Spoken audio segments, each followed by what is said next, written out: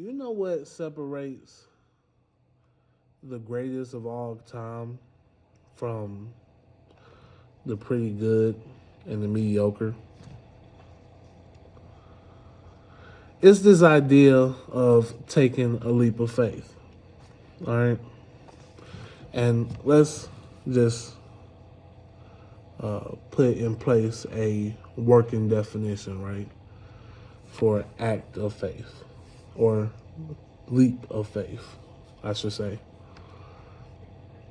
A leap of faith is literally what it sounds like. It's jumping off the cliff um, and hoping that the Lord catches you, right? There's rocks at the bottom, there's alligators, sharks, piranhas, snakes, right? And as you're standing, bear with me now, because I'm gonna give you a visual. As you're standing metaphorically on this metaphorical cliff, right? And you're looking down at the bottom and you're seeing alligators, sharks, piranha, snakes, and you're contemplating because your only option is to jump or go back to the status quo.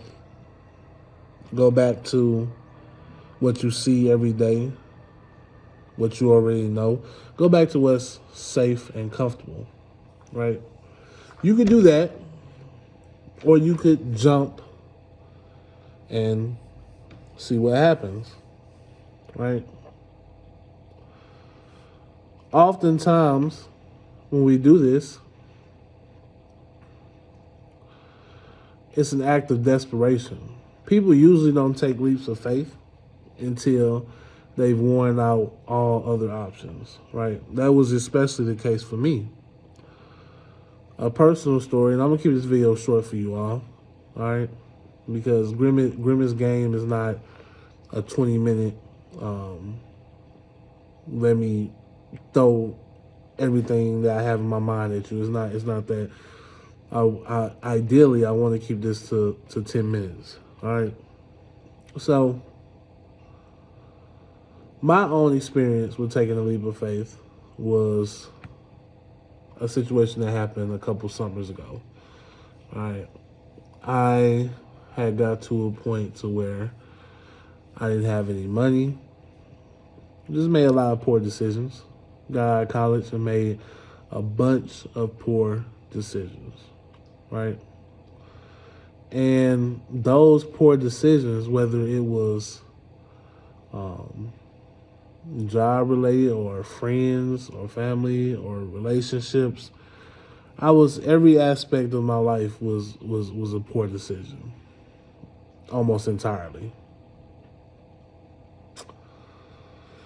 And so I got to a point to where I got sick and tired of waking up in the morning not having money, or at least not having the type of money that I feel like I should have.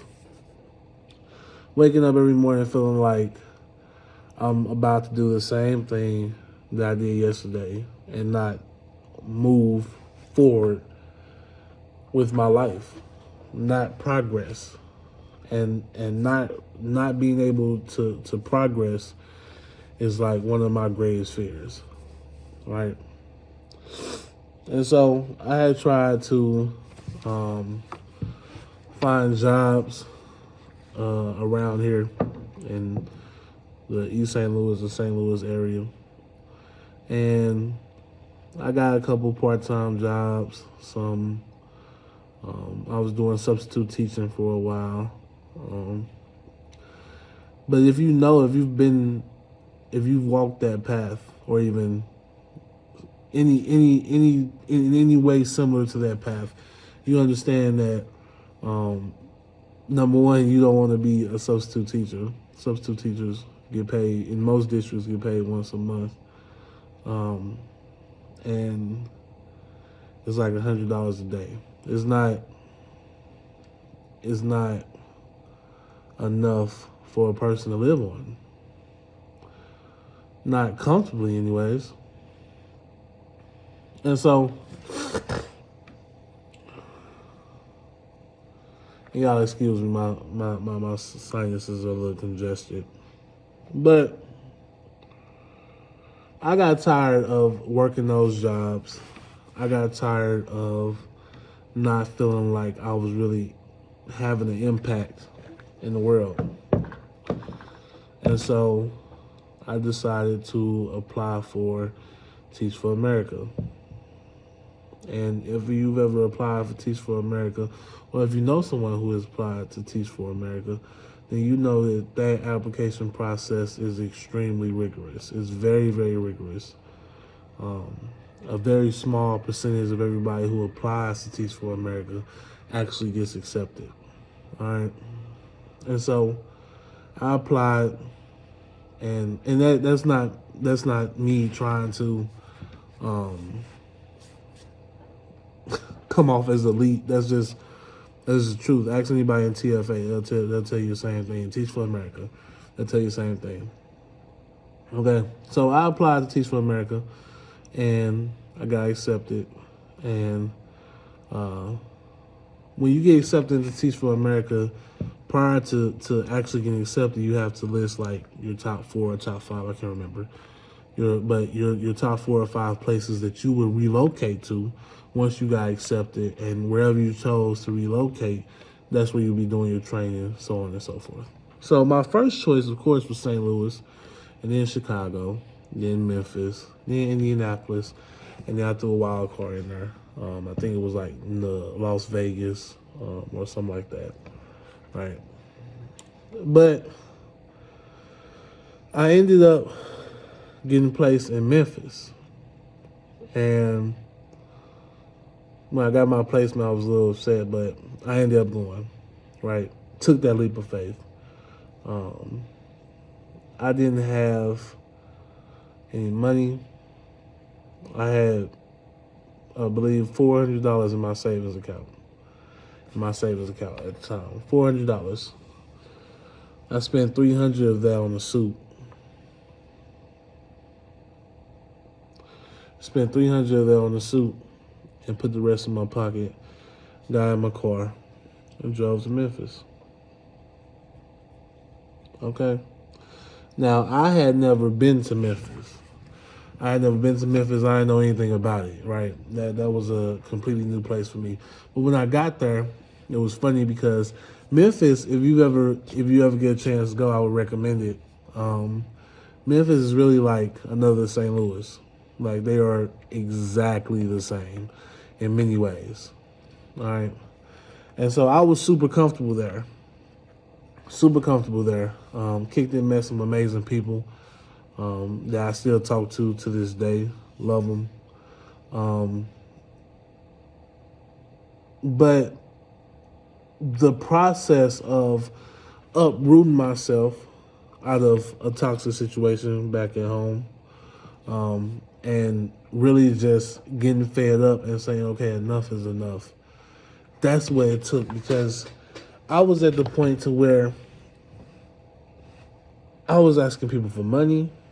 I was like doing things that are not characteristic of me. And so I took that leap of faith. I went to Memphis, and it turned out to be the absolute best decision of my life. Number one, I found out that I actually love teaching. I love education, and it's something that I can see myself going a distance in. Number two, it exposed me to a completely different group of people who thought different, who had different paradigms. They just looked at the world differently, and I needed that.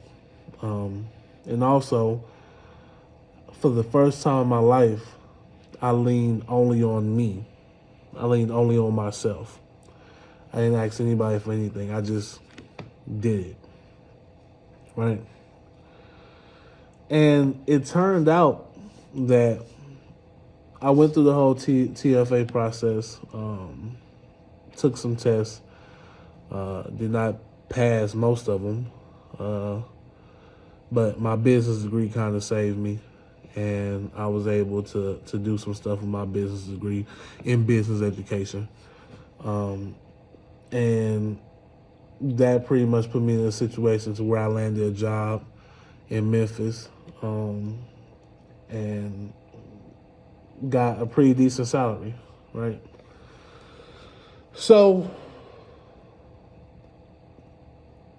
that happens, and 3 days later, I get a call from my current employer, and they're asking me, like, yo, we saw, like your application on Indeed. We know you are currently working under the contract with Teach for America, whatever the case may be, but we really, really need a teacher. We really, really need a homeroom teacher. We need somebody to come step into that role, and would you be interested in doing it? All right. And so my first thought was, what? You know what I'm saying? Like that was my first thought. Because how crazy is it? And excuse me, but I don't like using that word anymore. But how out of the box is it that I went a year struggling to find a full-time job in East St. Louis, struggling to find a full-time job in St. Louis, somewhere close to me? Why is it that God took me to Memphis to find a job here? Well, that's my perfect segue, because that's what I'm here to tell you. God works in mysterious ways, y'all. And I'm not even like one of those, I guess I would call it one of the preaching motivational speakers, or I'm not an ordained minister. I'm not an ordained pastor. I have no authority to speak on the doctrine of the Bible, whether Old Testament or New Testament. But without a doubt, it is true that God works in mysterious ways, because he took me 300 miles away to find a job right down the street from my house, back home, right? I want to tell you guys today, go take a leap of faith. Just do it. Whatever you've been thinking about doing, planning on doing, wanting to do, hoping to do, praying to do it. I promise you the benefits are going to be enormous. It's going to be well worth it.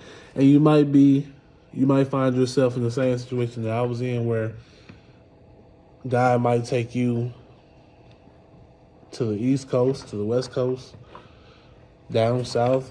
He might take you all around the country, overseas, to bring you back to a situation back home where you can impact people's lives and change the lives from people who look just like you, who come from the same community that you come from, right? You can go and get those experiences that we was talking about last week. You can go and get those experiences and bring those back to your people and influence them, right? Do not be afraid to take a leap of faith. Don't be afraid to take a leap of faith. Do not be afraid to fail, right? Because if you're afraid to fail, you stand no chance in a ring full of goats, in a ring full of beasts who crave the opportunity to show that they'll do whatever it takes, who crave the opportunity to be the guy who defeats the odds, who beats the odds, right? The guy or the girl. I'm here to tell you all today that taking a leap of faith is one of the greatest obligations for success. In the criteria of success, taking a leap of faith is number one. Because you never know what will happen. You never know what the results are, but do not fear. If you believe in God, If you're a Christian, a Muslim, Buddhist, whatever the case may be, believe in your God. Believe that He will show you and take you and carry you through the path, through the darkness. Fear is the greatest opponent. It's the greatest adversary to success. Fear is the greatest hater to success. All right? And as you all go about your days on this beautiful Friday, my black brothers and sisters, right? I rock this today because I felt like it was a Black Excellence Day. Every day is a Black Excellence Day. All right? But take this message with you. Use it, apply it, and understand that in everything that you do in life, there is going to be an opportunity where you have to roll the dice. If you want to call it that, I call it taking a leap of faith. Some other people call it rolling the dice. There is going to get to a point where you have to do that. And you can't be scared because that fear is going to cripple you. That leap of faith is going to free you. Grimmett's Game, episode 3. Peace.